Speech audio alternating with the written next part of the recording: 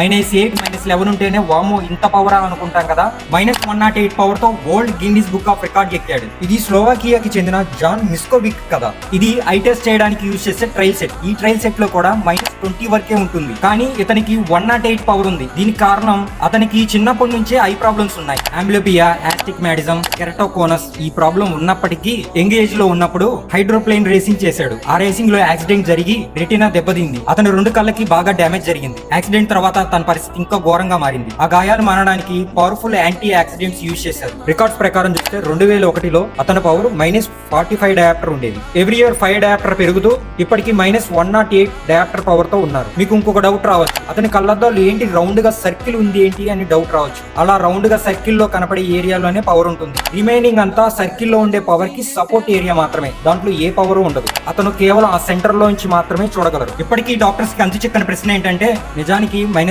Power ఉన్న వారికి కనుగుడ్డు సాగిపోయి ఉంటుంది. అలా చూస్తే అతని కన్ను 10 రెట్లు సాగిపోయి ఉంది. ఇలా జరిగినప్పుడు ఖచ్చితంగా కంటి వెనక వైపు ఉండే సున్నితమైన లేయర్స్ రెటీనా, రక్తనాళాలు, కొరైడ్ లేయర్, బ్లడ్ సర్క్యులేషన్ సాగిపోయి బాగా పల్చబడి చీలిపోవడం జరుగుతుంది. కానీ ఇతని విషయంలో ఇవేవి కూడా జరగలేదు. అతనికి ఇప్పటికీ కంటిలో ఏదో అద్భుతం జరగబట్టే ఆయనకి చూపు కనబడుతుంది. ఇంకొక మైండ్ బ్లాంక్ అయ్యే విషయం ఏంటంటే, ఆయన ఒక ప్రొఫెషనల్ ఫోటోగ్రాఫర్.